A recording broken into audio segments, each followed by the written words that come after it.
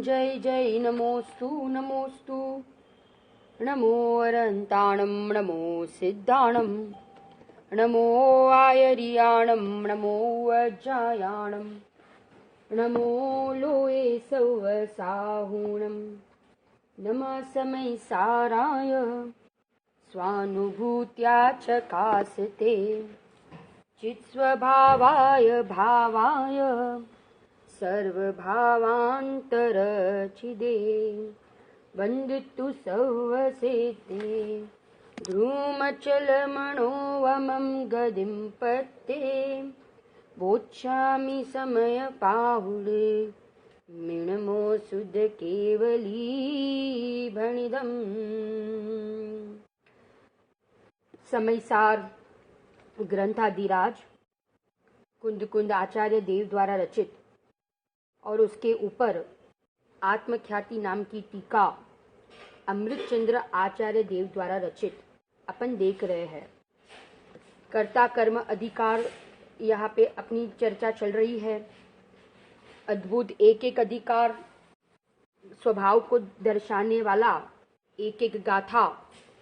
यहाँ पे जो गाथा चल रही है 74 नंबर की 74 नंबर की गाथा, उसमें कहा कि सारे जगत के जीव राग की आग में दुखी हो रहे हैं। राग द्वेष मोह परिणाम में कषाय के परिणाम में रचे पचे है ना। पूजा में जब जग विषयों में रच पच कर गाफिल निंद्रा में सोता है, माने अपने हाथों से ही अपना भव खराब करता है।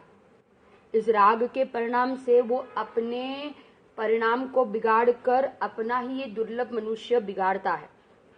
अपने हित की बात है ये।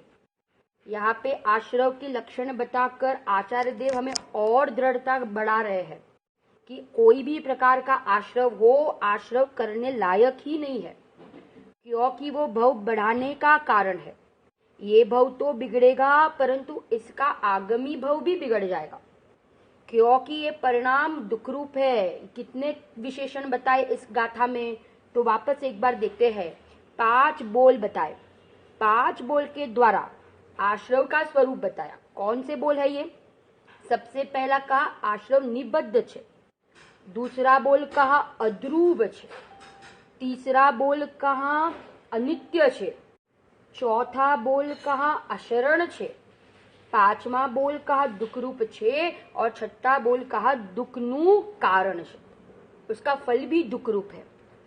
ऐसे ये निबद्ध, अध्रुव, अनित्य, अशरण, दुखरूप और दुख का कारण 6 बोल के माध्यम से हमें आश्रवों से हम कैसे निवृत्त हो। आश्रव से निवृत्त और ज्ञान होने का समय एक है। ज्ञान भगवान आत्मा के वापस सामने 6 विशेषण कहे। आत्मा अध्रुव छे, आश्रव अध्रुव है ना, तो आत्मा ध्रुव छे, नित्य छे, शरणभूत छे, सुखरूप छे और सुख का कारण। एक एक में दृष्टांत दिया, एक एक में दृष्टांत देके समझाया ना। पहले निबद्ध में वध्य घातक दृष्टांत दिया, इसका लाख और वृक्ष का।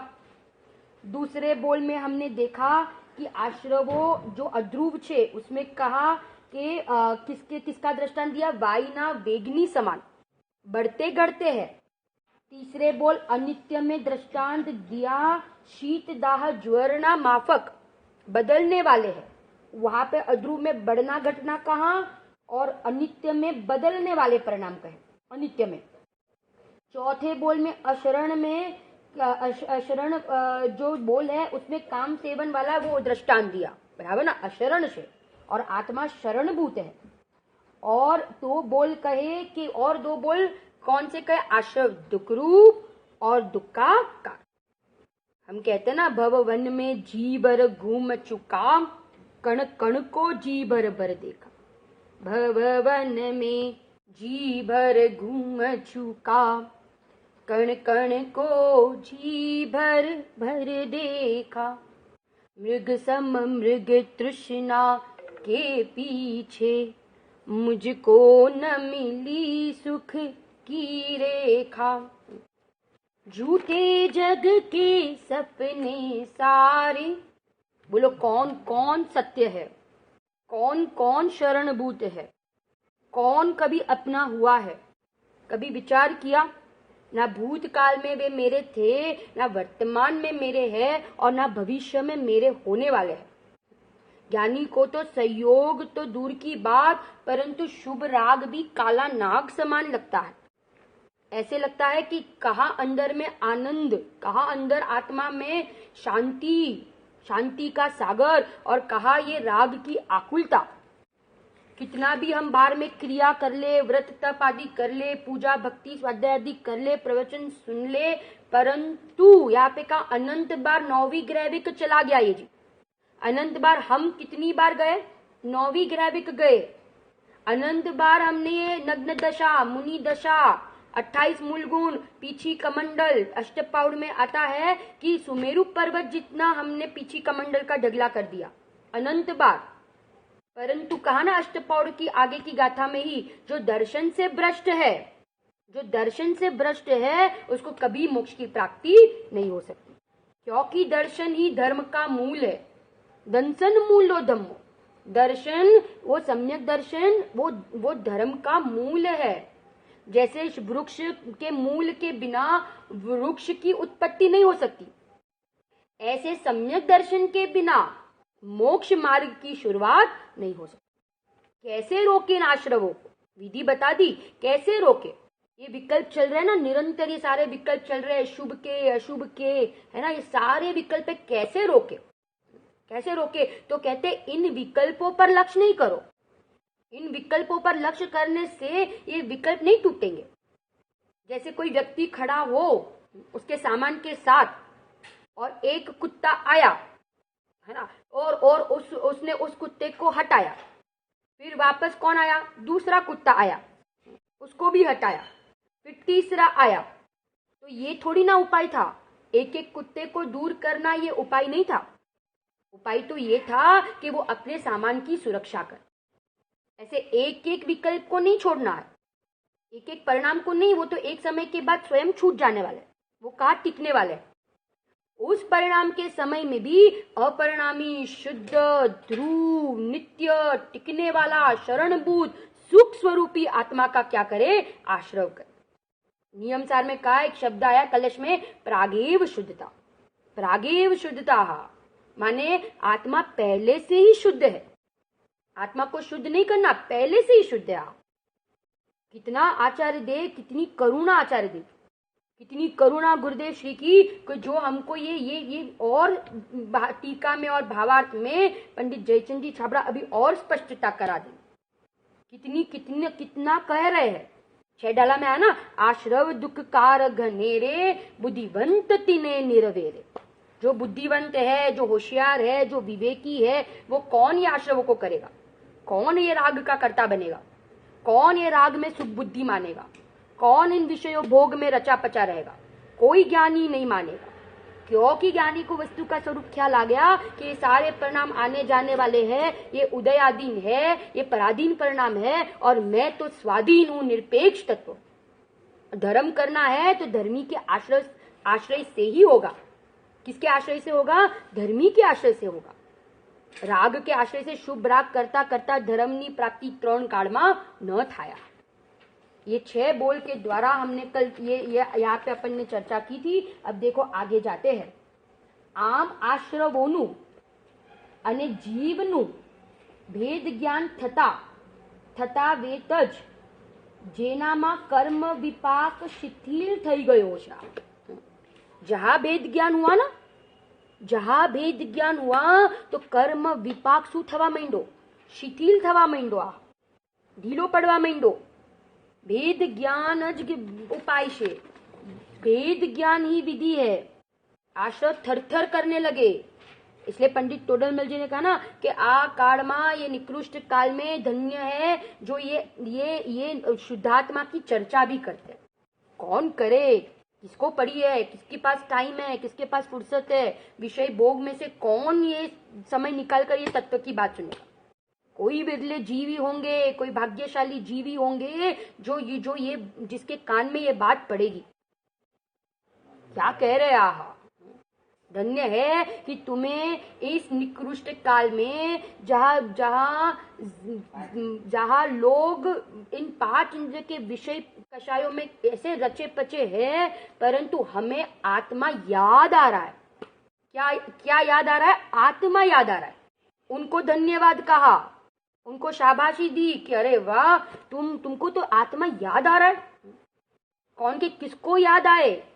उंगली पे गिने हुए लोग हैं जो ये बातें की चर्चा करेंगे, सुनेंगे, और उससे भी विरले जीव है जो तत्व निर्णय करके आत्मा का क्या कर लेंगे? अनुभव कर लेंगे। अब देखो क्या कहते हैं, आम आश्रवोनु अने जीवनु विज्ञान थता वेत ज जेनाમાં કર્મ વિપાક શિથિલ થઈ ગયો છે અને એવો તે આત્મા જથ્થાબંધ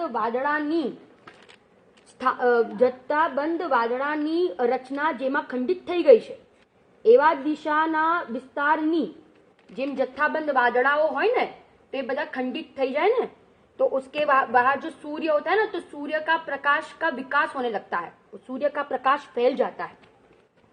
सूर्य 10 दिशा में उसका प्रकाश विस्तार को पामता है। एवा दिशाना विस्तारनी जेम अमर्याद जेनो विस्तार छे एवो सहजपणे विकास पामती चीती शक्ति, ज्ञान शक्ति सहजपणे विकास पामती कौन सी? ज्ञान शक्ति बढ़े। जेम जेम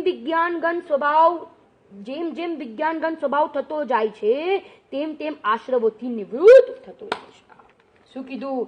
જેમ જેમ વિજ્ઞાનગન સ્વભાવ થતો જાય છે, माने जैसे जैसे वो ज्ञान वड़े, चित्ती शक्ति वड़े, ज्ञान वड़े, बराबर। विज्ञान गण माने यहाँ विज्ञान गण स्वभाव थतो जाय छे, माने पर्याय की बात की, माने वो पर्याय आत्मा में स्थिर होती गई।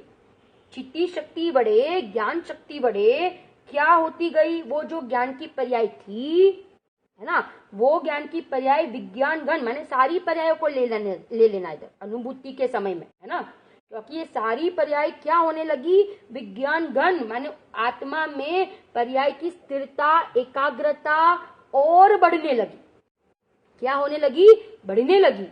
और जैसे वो पर्याय आत्मा में स्थिर होने लगी, विज्ञान गण स्वभाव थतो जाय छे तेम तेम आश्रवोथी निवृत्त थतो जाय छे। जैसे जैसे वो पर्याय विज्ञान गण होती जा रही है ना, वैसे वैसे आश्रवों से क्या होते जा रहा है? आश्रवों से निवृत्ति होती जा रही है। आश्रवोथी निवृत्त थवू अने विज्ञान गण थवू, दोनों का समकाल एक। अंधकार का जाना और प्रकाश का होना, दोनों का समय अलग अलग के दोनों का समय एक। ऐसा नहीं है कि विज्ञानगण हुआ, स्थिरता हुई, एकाग्रता बढ़ी, फिर आश्रव से निवृत्त हुआ, और पहले आश्रव से निवृत्त हुआ फिर विज्ञानगण हुआ। तो कहते आगे पीछे थोड़ी है, विज्ञानगण हुआ और उसी समय आश्रव से क्या होने लगा? आश्रव से निवृत्त होने लगा। सम्यक्त्व पूर्वक सुनना, सम्यक दर्शन पूर्वक स्थिरता की बात है। सम्यक दर्शन हुआ, अब उतनी स्थिरता हुई, उतना आश्रव से निवृत्त हुआ। अब और स्थिरता हुई, पंचम गुणस्थान में आया तो और स्थिरता हुई, चौथे में थोड़ी स्थिरता थी, पंचम में और स्थिरता बढ़ी, तो और आश्रव से निवृत्त होने लगा। मुनि दशा आई तो और स्थिरता बढ़ी, और विज्ञानगण होते गए, है ना, तो और कर्म के आश्रव से निवृत्त होते गए। ख्याल आ रहा है? तो जैसे जैसे विज्ञानगण होते जा रहे हैं ना, ऐसे ऐसे कर्म के आश्रव से निवृत्त होता जा रहा है। जेम जेम आश्रवोથી નિવૃત્ત થતો જાય છે તેમ તેમ વિજ્ઞાનગણ સ્વભાવ થતો જાય છે। તેટલો વિજ્ઞાનગણ સ્વભાવ થાય છે જેટલો सम्यक प्रकारे आश्रवोથી નિવૃત્ત છે। देखो सम्यक प्रकार थी आश्रवोથી નિવૃત્તિની વાત કરી। सम्यक प्रकार माने कि आत्मा की सच्ची रुचि पूर्वक, आत्मा की जैसी छे ना सच्ची अनुभूति पूर्वक जो निवृत्ति हुई, अनुभूति पूर्वक, बराबर ना, अनुभूति पूर्वक सम्यक प्रकार थी आश्रवोથી निवर्ते छे। वो जीव आश्रव थी सम्यक प्रकार थी निवर्ते छे। कोण निवर्ते छे? कि जेने यथार्थ रूप में शू थयुं? आत्मानुं अवलंबन लिया और आत्मा में स्थिरता हुई, वो जीव सम्यक प्रकार से आश्रवों से निवर्तेंगे। खाली सुनने मात्र से नहीं, परंतु आत्मा को देखने से वो क्या हो जाएगा, तो कहते हैं आश्रवों से निवर्तेगा। सुना अनंत बार हमने, परंतु देखा नहीं ना। सुना तो अनंत बार, परंतु आत्मा में समाया नहीं। जहां समाएगा, आत्मा में समा जाएगा, तो वो सम्यक प्रकार से आश्रवों से क्या हो जाएगा, निवृत्त हो जाएगा। कितना गजब का यहाँ पे कह रहे हैं कि जेम जेम विज्ञानगण थतो जाय छे, जेम जेम स्थिरता बढ़ती जाय छे, जैसे जैसे वो एकाग्रता बढ़ती जाती है, लीनता बढ़ती जाती है, ऐसे ही सम्यक प्रकार से माने यथार्थ रूप से वो आश्रव से निवर्तेगा। यथार्थ रूप से वो निवर्तेगा, नहीं तो क्या होगी, नहीं तो क्या होगा, सम्यक प्रकार से अनुभूति नहीं हुई तो अशुभ में से वो शुभ में तो आ जाएगा, परंतु वो आश्रव से निवर्तेगा नहीं। कषाय की मनता तो हो जाएगी, स्वाध्याय, पूजा पाठ, दया, दान, व्रत, भक्ति आदि के परिणाम में कषाय की मनता तो हो जाएगी, परंतु वो आश्रव से निवर्तेगा नहीं ना। आश्रव से निवर्तने का कारण तो एक ही है कि विज्ञानगण होना है, और जहां विज्ञानगण हुआ वहां वो सम्यक प्रकार से आश्रवों से निवर्तेगा। અને તેટલો આશ્રવોથી નિવર્તે છે જેટલો સમ્યક પ્રકારે વિજ્ઞાનગણ થાય છે। આ રીતે જ્ઞાનને અને આશ્રવોની નિવૃત્તિનો સમકાળપણું છે। સમકાળપણું છે એટલે કે दोनों में समय भेद नहीं है, दोनों में समय भेद नहीं है। जितना जितना वो विज्ञानगण हो रहा है उतना उतना वो क्या हो रहा है, तो कहते उतना उतना वो आश्रवों से निवर्तन हो रहा है। क्षयोपशम ज्ञान उस दशा को विज्ञानगण नहीं कहा। विज्ञानगण दशा माने क्या, उपयोग की सूक्ष्मता हुई, और उपयोग की सूक्ष्मता होना माने क्या, माने जो ज्ञान ने आत्मा को पकड़ा, जिस ज्ञान में आत्मा तैरने लगा, जिस ज्ञान में आत्मा का अनुभव हुआ, उस ज्ञान को कहते हैं, उस ज्ञान को कहते हैं सूक्ष्म ज्ञान, सूक्ष्म उपयोग। ये ही ज्ञान विज्ञानगण होता है। विज्ञानगण होना माने लीनता होनी, विज्ञानगण होना माने स्थिरता होनी, आत्मा में और एकाग्रता बढ़ती है, तो कहते हैं कि वो आश्रवों से निवर्तेगा। दो चीज चाहिए, एक तो अनंत पुरुषार्थ चाहिए इस काम के लिए, और दूसरा सूक्ष्म उपयोग चाहिए। ये काम करने के लिए क्या चाहिए, तो कहते हैं कि अनंत पुरुषार्थ क्या मांगता है, इसमें पुरुषार्थ मांगता है, और दूसरा कहाँ, सूक्ष्म उपयोग। शुभ अशुभ परिणाम में उपयोग स्थूल થઈ જાય છે, ये पढ़ने पढ़ाने में तो उपयोग स्थूल हो जाता है, परंतु आत्मा क्यारे पकड़ाશે, कया उपयोगમાં, तो कहते सूक्ष्म उपयोगમાં। અને विज्ञानगण थवू माने क्या, तो विज्ञानगण माने कि जो आनंद का धाम, जो सुख का धाम, जो अनंत गुण के शक्ति का जो गोदाम, ऐसा जो तत्व, समुद्र भरचक परिपूर्ण तत्व, अनादि अनंत महिमावंत तत्व, और इसमें जो परिणति लीन हुई उसका नाम है विज्ञानगण होना। और जितनी जितनी लीनता बढ़ती है ना, जितनी जितनी लीनता बढ़ती है उतनी उतनी राग छूटता जाता है, आश्रव टळता जाए और आत्मा का आनंद भी बढ़ता जाता है। आनंद बढ़तो जाए छे, जैसे जैसे लीनता बढ़ती है आनंद बढ़ता है, और आनंद बढ़ता है और राग घटता है। राग क्या हो रहा है, घट रहा है। पहले नक्की तो करे कि ये राग करने लायक, राग करने लायक नहीं है, राग नहीं छूटेगा, परंतु अभी ये पहले नक्की करे कि ये विषय भोग में सुख नहीं है, और फिर जैसे जैसे वो विज्ञानगण होता जाएगा ऐसे ऐसे वो राग भी क्या होता जाएगा, राग भी टलता जाएगा, आश्रवों से निवृत्ति हो जाएगी। माने दोनों का समकाल कैसा है, दोनों का समकाल एक ही है, आगे पीछे नहीं होता है। अब देखो भावार्थ, आश्रवोनो अने आत्मानो ऊपर कहो ते रीते भेद जानता जा, जैसा ऊपर कहा ना उस प्रकार से भेद जाना। क्या जाना कि आश्रव कैसे, आश्रव अशरण, दुख रूप, दुख के कारण, अनित्य, फिर क्या कहा, अध्रुव और निबद्ध। इस प्रकार आश्रवों का स्वरूप जाना और आत्मा का स्वरूप जाना। क्या है, आश्रव के सामने आत्मा का स्वरूप जाना।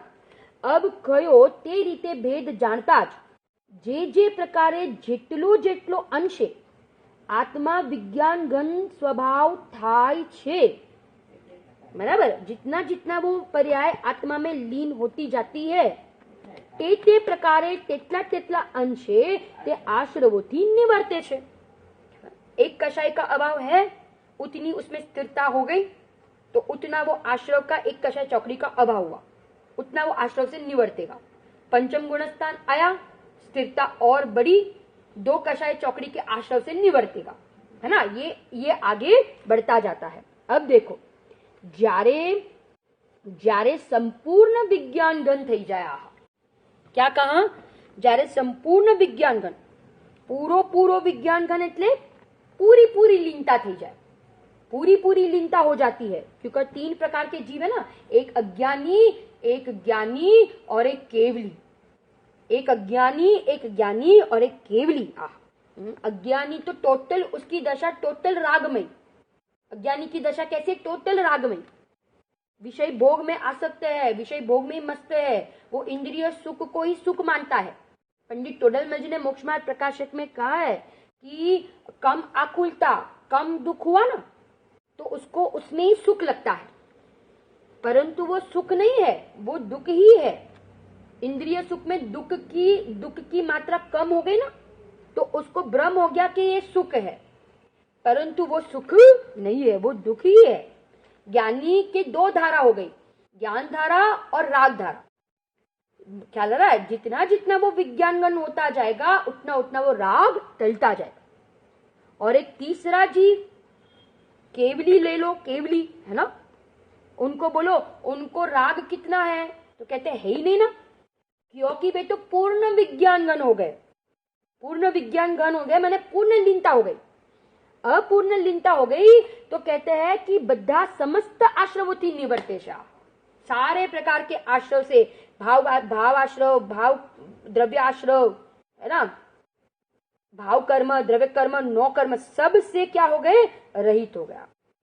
कितना कह रहे हैं निरंतर, हमें 17वीं गाथा में कहा कि तू जीव राजा चैतन्य तत्व से आमाप सदा प्रीतिवंत कर, आमा सदा संतुष्ट था, आनाथी बन तू तृप्त, तुझने सुख अहो उत्तम थशे। उत्तम सुख चाहिए, उत्तम सुख की प्राप्ति करनी है, ये भव में अपना भव सुधारना है, अपना कल्याण करना है तो कहा जाके स्थिर हो जाओ, है ना, आत्मा में विज्ञानगन थाओ। અને વિજ્ઞાનગન જ્યાં પૂર્ણ વિજ્ઞાનગન થયો ત્યારે સમસ્ત આશ્રવોથી નિવર્તે છે। આમ જ્ઞાનનો અને આશ્રવ નિવૃત્તિનો એક જ કાળ છે।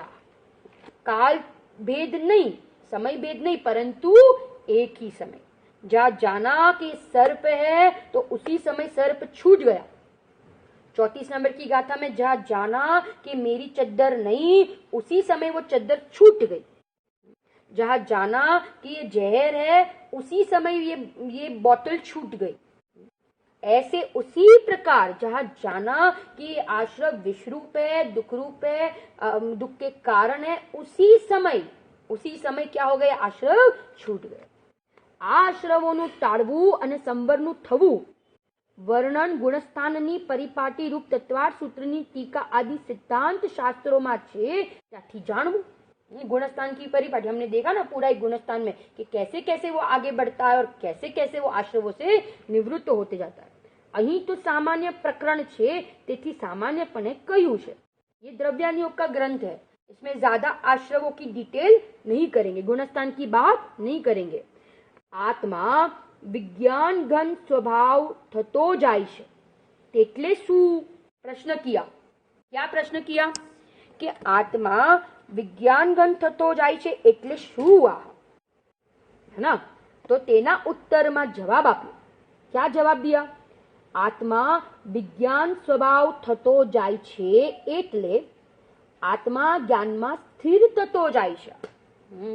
आत्मा में स्थिर होना, ज्ञान में स्थिर हो जाना, लीनता होना, माने ज्ञान कहो कि आत्मा कहो एक ही है। उस ज्ञान में स्थिर होना, उस आत्मा में स्थिर होना, उसी का नाम लीनता, स्थिरता, एकाग्रता, इसका नाम ही क्या है, इसका नाम ही विज्ञान घन है। पहले भेद ज्ञान होगा और भेद ज्ञान पूर्वक लीनता। किसके बीच में ज्ञान અને राग ने बच्चे भेद ज्ञान होगा ना कि राग जुदा है और ये आत्मा जुदा है, ज्ञान जुदा અને આત્મા જુદા। જેમ જ્યાં ખબર પડે કે આ બહારમાં પણ ખ્યાલ આવે ને કે ભાઈ આ ચોર છે, આ ઠગ છે, તો તરત શું કરીએ છે, तुरंत ही उसकी संगति छोड़ देते हैं, करते हैं फिर संगति नहीं करते ना। ऐसे जहां जाना कि राग मेरा स्वरूप नहीं, मैं कभी राग वाला हुआ नहीं, राग मेरा त्रिकाल स्वरूप नहीं, राग मेरी शोभा नहीं, मेरी शोभा तो सिद्धों की पर्याय रूप परिणमना वो मेरी शोभा है, सुख रूप परिणमना वो मेरी शोभा है, शांति रूप परिणमना वो मेरी शोभा है। जब ये ख्याल आया, भेद ज्ञान हुआ, तो वो राग से क्या हो गया, निवृत्त થઈ ગયો અને આત્મામાં વિજ્ઞાન ગન થતો ગયો।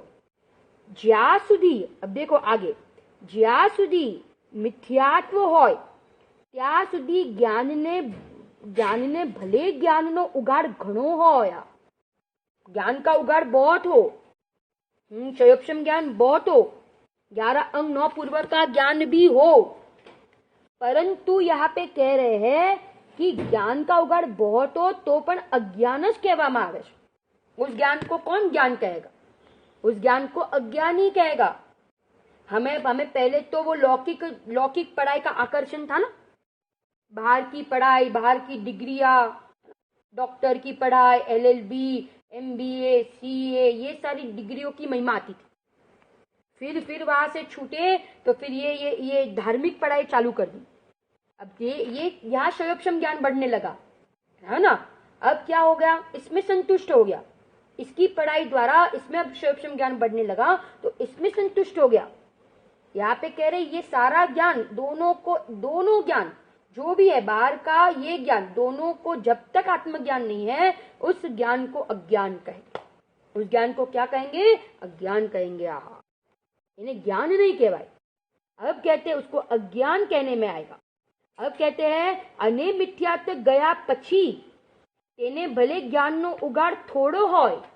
शिवभूति मुनिराज का ही दृष्टांत ले लो ना, थोड़ो होय, कितना कम था ज्ञान, क्षयोक्षम ज्ञान कम था, परंतु क्या ले लिया, केवल ज्ञान ले लिया है ना। तो संघ में से बाहर निकाल दिया था ना।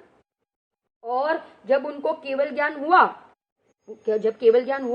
तब सारे देव लोग उनके केवल ज्ञान मनाने के लिए विमान में बैठ के जा रहे थे, तो वही संघ बैठा था नीचे। तो जब कोई मुनिराज ने आचार्य को पूछा कि आज ये देव कहाँ जा रहे हैं विमान में, आज ये सब कहाँ जा रहे हैं, तो उस समय आचार्य ने अवधि ज्ञान से जाना कि हमने जिस मुनिराज को संघ में से निकाल दिया था, ऐसे शिवभूति मुनिराज को केवल ज्ञान की प्राप्ति। बोलो शिवभूति मुनिराज ना केवल ज्ञान नो जय हुआ। मैंने हम क्षयोक्षम ज्ञान से किसी को ना मापे, क्योंकि एक क्षयोक्षम ज्ञान टिकने वाला नहीं है, अशरण है, ये अनित्य है, अध्रुव है, कोई वैल्यू नहीं है। वैल्यू एक आत्मज्ञान की है, क्योंकि कम ज्ञान हो पर सम्यक हो तो वैल्यूबल है, और बहुत ज्ञान हो परंतु सम्यक ना हो तो उसकी कीमत नहीं है।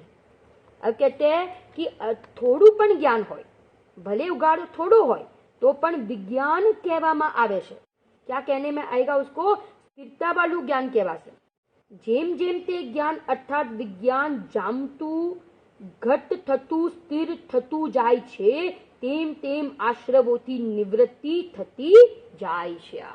જેમ સ્થિરતા થતી જાય છે તેમ શું થતું જાય છે, તો કે છે કે તેમ આશ્રવોથી નિવૃત્તિ થતી જાય છે, મગ્ન થતું જાય છે। જેમ આત્મામાં मग्न थतु जाय छे एम आश्रव से क्या होते जा रहा है, निवृत्त होते जा रहा है।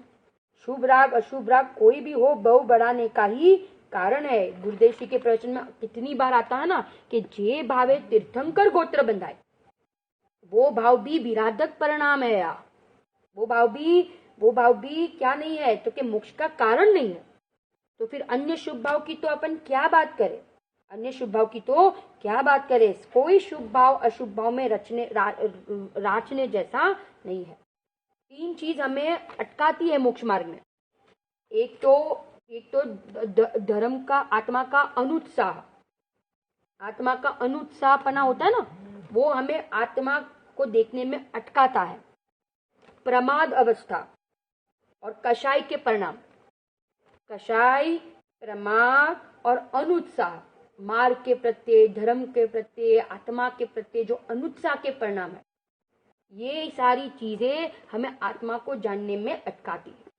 माने विषयों में तो खूब उत्साह आता है, कहीं नए पिक्चर रिलीज हो तो खूब उत्साह है, कहीं नए व्यंजन बने हो घर में तो खूब उत्साह है ना, करोड़ों का बिजनेस हो जाए तो खूब उत्साह है, बहुत सारे लोग अपने को सुनते हो तो बहुत उत्साह है, अपनी मानते हो तो बहुत उत्साह है।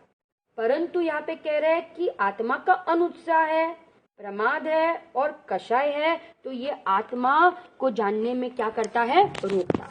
ये सारे परिणाम आत्मा में जाने में रोकेंगे अपने को। तेम तेम ज्ञान विज्ञान जामतु घट थतु स्थिर थतु जाय छे, अर्थात आत्मा विज्ञान स्वभाव थतो जाय छे। केवो थतो जाय छे, आत्मा विज्ञान घन स्वभाव वाળો थतो जाय छे। माने ये मार्ग आश्रव से छूटने का है, आश्रव को बढ़ाने का नहीं है। क्या करना है, हमें ये मार्ग मिला है ना, तो हमें शुभ भाव की मंदता में अटकना नहीं है, क्योंकि अनंत बार हमने ऐसे शुभ भाव के परिणाम किए। नौमी ग्रैविक जाने के परिणाम हमने अनंत बार किए, 11 अंग 9 पूर्व शास्त्र के पाठी भी हम अनंत बार हुए। परंतु ये भव, ये देवशास्त्र गुरु, ये जिनवाणी माता, ये गुरुदेव श्री हमें किसके लिए मिले, हमें ये भव का छेद कराने के लिए मिले। स्वयं तरे और दूसरों को तारने का उपाय बताया। मारा ना, हम जब तक अपना आश्रय नहीं लेंगे ना, तब तक खरेखर ये सब मिले ही नहीं है। बोलो देवशास्त्र गुरु पुण्य के उदय में मिलते, हमें कितनी बार मिले देवशास्त्र गुरु, पहली बार थोड़ी मिल रहे, हमें अनंत बार मिले। परंतु एक बार भी हमें कौन नहीं मिला, हमें आत्मा नहीं मिला, है ना। अनंत बार ये सब तो मिला और सुना, अनंत बार विदेह क्षेत्र भी गए, परंतु विदेह क्षेत्र भी से भी कहते हैं ना कि अनंत बार कोरो आए। दिव्य ध्वनि, अरे कितनी बार तो हम समोशरण में गए, परंतु हम समोशरण में जहाँ दिव्य ध्वनि सुनने वाले जीव बैठते ना, उस सभा तक पहुंचे ही नहीं। हम कितनी बार वो बाहर का सारा वैभव देखकर हम वापस आ गए। मैंने कहा हम अनंत बार स्वर्ग में गए तो हम सब पूरी जगह पे हम घूम के आए, नंदनवन, यहाँ वहां सब जगह सब कुछ। क्या नहीं देखा है, नहीं देखा निज शाश्वत देव, है ना, नहीं देखा निज शाश्वत देवा। एक शाश्वत परमात्मा, एक चैतन्य तत्व को नहीं देखा। बाहर कुछ देखने लायक नहीं है, और एक देखने लायक कोई तत्व है तो वो अपना शुद्धात्मा है। कौन देखने लायक है, एक अपना शुद्धात्मा। ऐसे यहाँ सम्यक दर्शन हो और श्रेणी राजा नरक में भी चले गए तो कहते वे सुखी है वहां, और सम्यक दर्शन नहीं है और स्वर्ग में भी चला जाए ना, स्वर्ग में भी चला जाएगा ना, तो भी कहते उसे कोई सुखी करने में समर्थ नहीं। माने हम एक दृष्टि में से, अपने ज्ञान में से हम अपने आत्मा को नहीं उतारे, हम अपने आत्मा को नहीं भूले। भले बार की सारी क्रियाएं होती हो, सब उदय है, औदयिक भाव है, परंतु हम तो मात्र उसके जानने वाले हैं। जानना ही मेरा काम है, और कुछ करना मेरा काम नहीं। ज्ञान में कितनी निर्भरता है, ज्ञान में कितनी शांति है। ज्ञान परिणाम होते ही जीव निर्भर हो जाता। ये नक्की करो, हमें गुरुदेव ये नक्की कराने के लिए मिले कि बारंबार नक्की करो कि हूँ करता नहीं, हूँ भुगता नहीं, पर हूँ जाननार छू, हूँ अकर्ता छू। क्रमबद्ध पर्याय तब समझा कहलाएगा कि जब हम अकर्ता स्वभाव की दृष्टि करें। किसने जाना क्रमबद्ध पर्याय, कि जब अकर्ता स्वभाव की दृष्टि होगी तो खरेखर मैंने क्रमबद्ध पर्याय को जाना, मैंने खरेखर क्रमबद्ध पर्याय को जाना। बहुत गजब का हमें मार्ग मिला है, जबरदस्त मार्ग मिला है, अपना काम करने के लिए मार्ग मिला है। हम अपने काम से मतलब करें, हम अपनी परिणति को आत्मा में समाये। दुनिया में, जगत में क्या हो रहा है, हमें उससे जानने से हमारा कोई प्रयोजन नहीं है, परंतु हमें तो ये भाव में हमें अपना काम करना है, हमें अपना हित करना है। हमें ऐसी आत्मा की रुचि हो कि हम कोई भी प्रतिकूल उदय में भी आ जाए तो भी हम अपने आत्मा को नहीं भूले। भेद ज्ञान ही उपाय है और कोई उपाय नहीं है। ये विषय, ये भोग सामग्री, ये सब संसार बढ़ाने के कारण है और आत्मा का आश्रय करेंगे तो संसार घटे बिना रहेगा नहीं। ऐसे बारंबार हम तत्व निर्णय करें, ज्ञानियों की संगति करें, जिनवाणी का अभ्यास करें और ये अभ्यास हम ऐसा तत्व निर्णय करें कि वो तत्व निर्णय अनुभव में बदल जाए। वो तत्व निर्णय किस में बदल जाए? अनुभव में बदल जाए। बाकी तो कोई चीज पंच परावर्तन में आता है कि कोई चीज हमने पंच परावर्तन में छोड़ी नहीं है। नौमी ग्रैविक तक भी अनंत बार गए, भाषा वर्गणा भी अनंत बार निकली, अनंत बार पंडित हुए, अनंत बार सुना, अनंत बार समोशरण में गए। अरे सिद्धालय भी नहीं छोड़ा, अनंत बार वहां निगोदिया जीव बनकर गए, सब कुछ अनंत बार किया, परंतु कहीं शांति नहीं मिली। क्योंकि शांति तो तब मिलेगी जब हम शांत स्वरूपी भगवान आत्मा का आश्रय लेंगे, तो हमारे जीवन में शांति, समाधान और भेद ज्ञान हुए बिना रहेगा नहीं। और जब हमारे जीवन में ऐसा भेद ज्ञान होगा तो परिणति आत्मा में विज्ञान घन होती जाएगी और आश्रय से क्या होती जाएगी? आश्रय से निवर्तन होता जाएगा, आश्रय की निवृत्ति होती जाएगी। અને જેમ જેમ ઠરતો જાય છે, વિજ્ઞાન ઘન થતો જાય છે, એમ એમ આશ્રવોથી क्या होता जाएगा?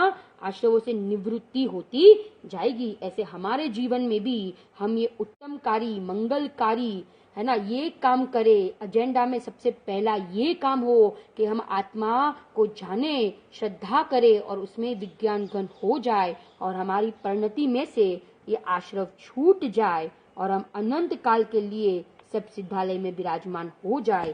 इसी मंगल भावना के साथ हम स्वाध्याय पूरा करते हैं।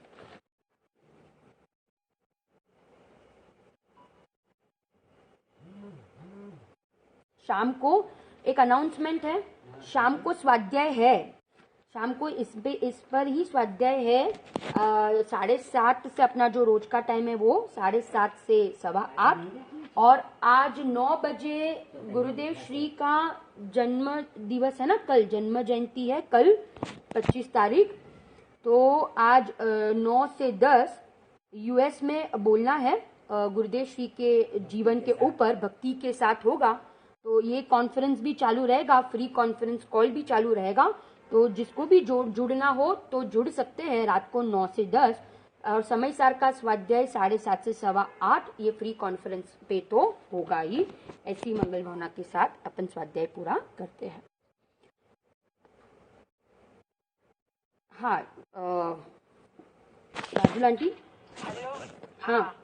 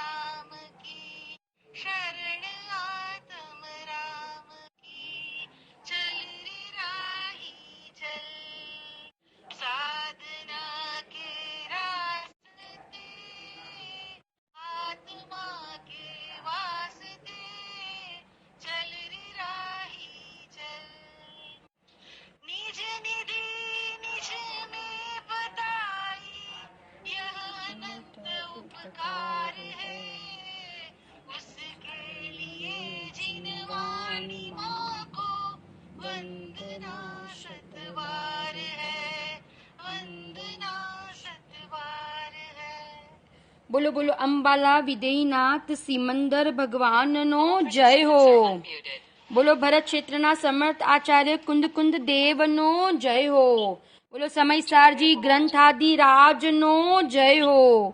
અનંત અનંત ઉપકારી સમયસારના રહસ્ય ખોલનાર એવા અનંત અનંત ઉપકારી સદગુરુ દેવનો જય હો.